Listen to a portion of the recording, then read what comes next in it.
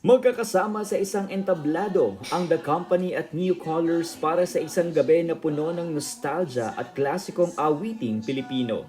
Pinamagatang Pakisabi na lang tuloy pa rin.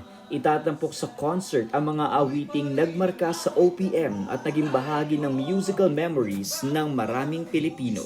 Bukod sa kanilang mga sariling hit songs, inaasahang magiging natatangi ang pagtatagpo ng dalawang grupo dahil pagtitipunin nito ang kanilang magkaibang musical style at mahabang legacy sa industriya.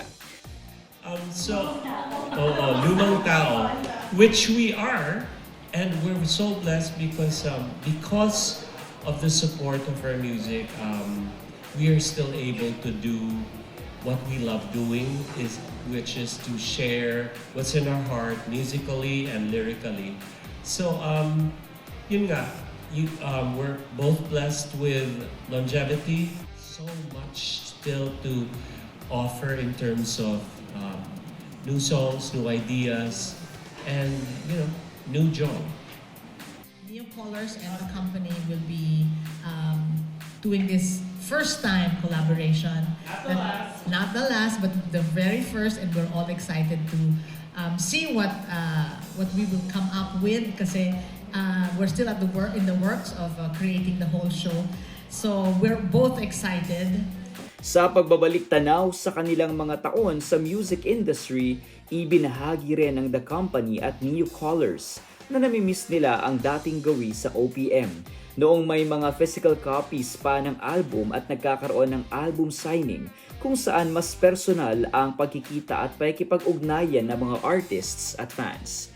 Talaga nakaka-miss yun kasi di ba kaya nga nagbumalik yung mga merong vinyl tapos nagpapasign yung mga minsan pupunta sa show namin, uy, meron kayo niya kasi gusto nila something tangible eh. At saka ang maganda doon, nakikita mo yung credits sa likod, yung title ng song, sino yung composer, sino yung engineer, sino yung nag-areglo, tapos may dedication pa, anong year, may detalye, di ba? Ngayon, sino ba yung sino ba yung, pupunta ako sa Spotify credits, ito lang nakalagay sa credits. Doon mo nga nakikita yung pinaghirapan mong yung music, no? Because everything is there, like what Jimmy said. Nandyan lahat ng credits, no? It's all complete. The pictures, yes. And so that physical the physical item that they're holding represents all the work that you did, the hard work. Eh ngayon kasi nasa Spotify, so libre unang-una. So click naman yung kung sino makikinig. At ang dali-daling i-bash. So they didn't spend anything on it, and yet ang daling i-bash.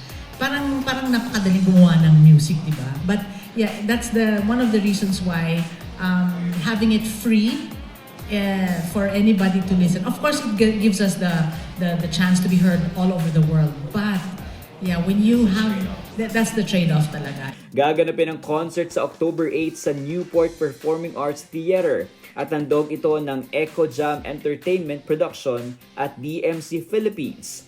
Sa Pakisabi na lang tuloy pa rin, hindi lang ang mga classic OPM hits ang muling maririnig, kundi pati ang mga alaalang kaugnay ng panahon kung kailan mas personal at mas malapit ang ugnayan ng mga artista at tagapakinig.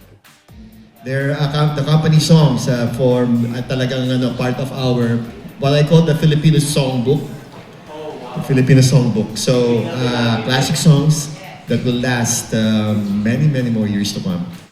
His generation of music making was, I think, one of the golden eras of the best love songs, the best story songs, nandun lahat. And it's all Company and New Color songs. As a Gen Zer, I highly recommend it. Ang Pakisabi na lang is one of the hits of the group. Isinulat ni Moy and Edith Gallardo. So, isa yun sa mga, kumbaga pag narinig mo na ang Pakisabi na lang, even if marinig mo yung mga nag-cover, like si Ai, si Guerra, si Sharon Cuneta, may mga version sila, babalik ka pa rin sa Company.